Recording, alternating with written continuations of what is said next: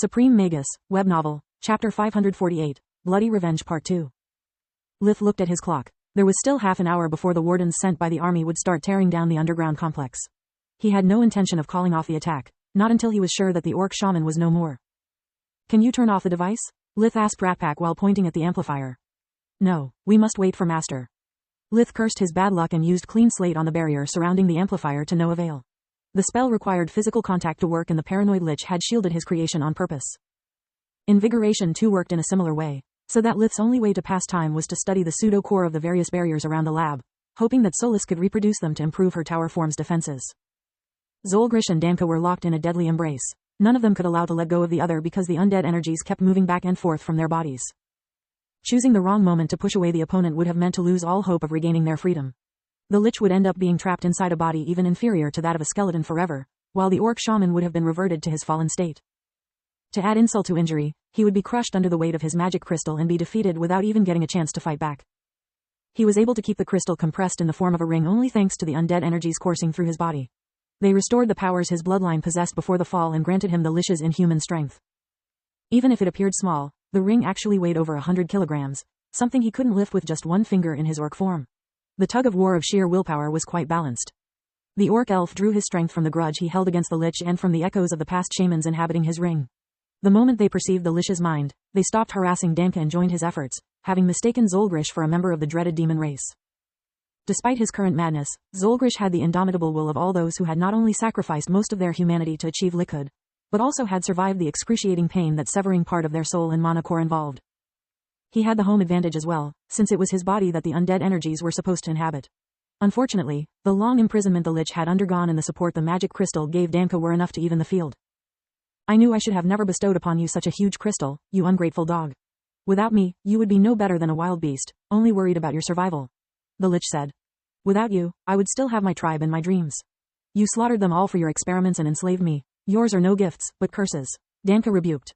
Zolgrish had warped them to the disciplining hall, where he had killed Danka over and over again to break him into submission. He hoped that both his words and the dreadful memories linked to such a place would give him an edge. Yet the orc elf didn't flinch. Contrary to Zolgrish's expectations, his maneuver backfired. Up until that moment, the lich's will had been like a black fog, slowly engulfing everything on its path, whereas the orc's had been like a fire fueled by his hatred that consumed the darkness on its wake. Now the fire in Danka's mind became a focused jet stream of flames that pierced the black fog, forcing Zolgrish on his knees. Danka could feel the undead energies abandoning the lich and submitting to their new master. You're finished, old man. You'll spend the rest of your eternal life as a slave in my mines. Danka cast the Tier 3 darkness spell Corrosion. It conjured a thin fog that consumed what little was left of Zolgrish's body to finish him off. Am I? Zolgrish replied with a smug voice. Using magic required focus that Danka had to withdraw from their battle of will, leaving himself exposed.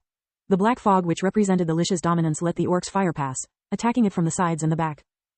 Danka lost control over the undead energy as well as over his spell, which faded into nothingness. No matter the form you take, an idiot will always be an idiot. Zolgrish was now dressed in a luxurious golden mage robe. His face would have been mistaken for a human's if not for the red light of undeath burning in his eyes instead of pupils. To look like a skeleton, a rotting corpse, or exactly as they were on the moment of their death, it was just a matter of choice for a lich. Rage by itself, it's useless. I knew that if I'd have you worked up enough, you'd do something stupid. Once you get an edge, you have to consolidate it, like this. Zolgrish was aware that it was only a matter of time before Danka recovered. He had only a few seconds left before they went back to a stalemate. So, instead of wasting focus casting a spell he couldn't control, he used it to grip the orc's finger strong enough to take off the ring and throw it away. Suddenly Danka was alone and much weaker. Without the crystal, he couldn't draw upon the world energy to heal from the wounds that the lich's deadly touch inflicted upon him, nor he could use his ancestors' will to reinforce his own. I need no crystal, Danka said, just like Zolgrish had done a second ago. Now it was his turn to retrieve most of the undead energy. His rage burned stronger for having fallen for the lich's trickery and allowed him to push the black fog back. A crown made of world energy materialized above his head and his grip grew in strength to the point of cracking the lich's fingers. Zolgrish inwardly cursed his bad luck. Apparently, what his unwilling assistant lacked in cunning, he made up with fury. Lith had just finished studying the pseudo-core of all the lich's creations he could put his hands on when a warp steps opened right in the middle of the lab.